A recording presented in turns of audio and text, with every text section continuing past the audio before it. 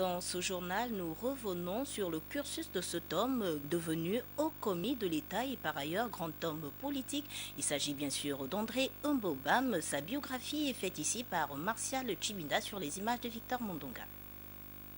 C'est Medouneux, dans le département du Haut-Komo, qui a vu naître André Mbobam un 15 juin 1957. L'enfant fait ses premiers pas scolaires à l'école catholique de la localité.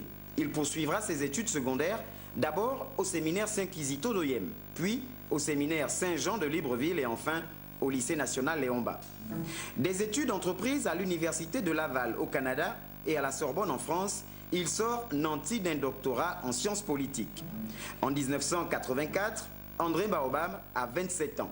Il intègre alors le cabinet d'Omar Bongo Ondimba après avoir été l'un des principaux animateurs de l'opposition gabonaise à Paris.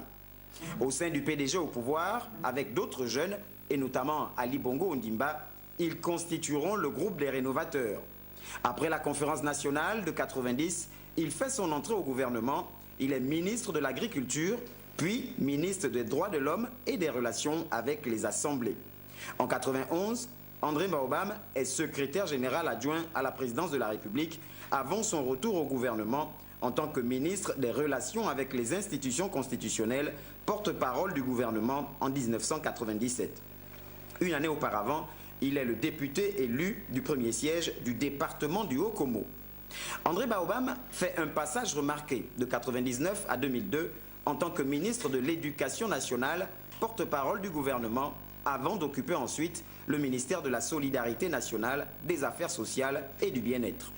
Après la présidentielle 2005, Amo obtient les rênes du ministère de l'Intérieur, de la Sécurité et de l'Immigration, poste qu'il quittera le 19 juin 2009 pour s'occuper de la coordination et du suivi de l'action gouvernementale.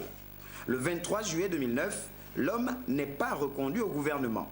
André Mbobam tourne alors le dos au Parti démocratique gabonais et décide de rentrer dans l'opposition. Il crée ainsi l'Union nationale où, jusqu'à ce 12 avril 2015, il était le secrétaire exécutif.